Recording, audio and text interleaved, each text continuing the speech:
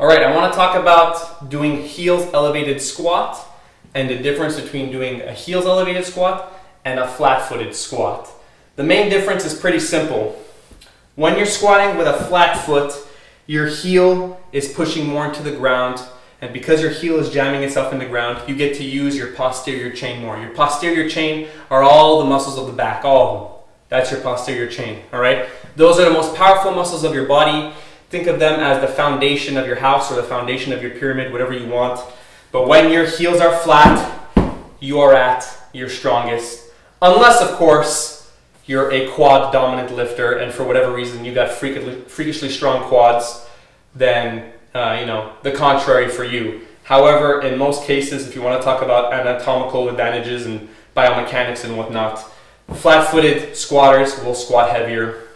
And it's the best way to train your posterior chain anyway. In competition, if you want to put a pair of Olympic lifting shoes on, go ahead. But if you've been squatting flat-footed that whole time, then you throw on a pair of Olympic lifting shoes, you're still going to be strong as fuck. So, squatting down, heels flat. I'm keeping all my weight into those heels. All right. Going back, remember, I open up my knees to allow my stomach and the rest of my body to fall inside. Coming back up. That is a flat-footed squat. Let me show you really quick. So I'm just really focusing on putting my weight in my heels or slightly in front of my heels, never in the toes.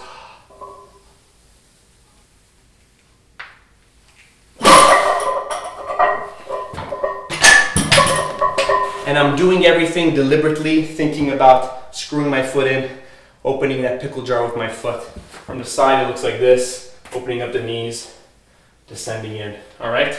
When you do a heels elevated squat, you grab a plate like this.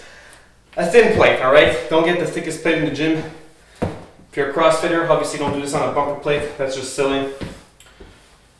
And the purpose of doing a heels elevated squat is twofold, maybe even more. We'll see. First thing you want to do, you place your foot here. When your heels are elevated, you are immediately able to descend deeper with less spinal compression on your lumbar spine. It's easy for me to stay super upright when I'm in a heels elevated squat. Look at me. All right, I look like a Chinese Olympic weightlifter. If I flatten my feet, you could automatically see I'm a bit more bent over. Let me show you from the side. Heels elevated. Look at how straight up and down my spine is right now because my heels are elevated. If I get rid of this and I go flat, you can start to see my lower back bends a little earlier. I'm pretty good at squatting, so it looks pretty similar, but all in all,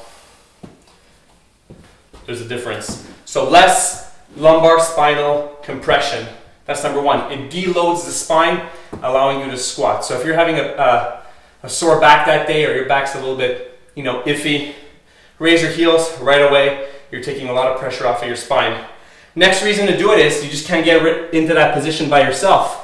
A lot of people got tight calves. Your calves are too tight. Why are your calves too tight? You wear heeled shoes. You don't move around. You're on your ass all day, whatever it may be.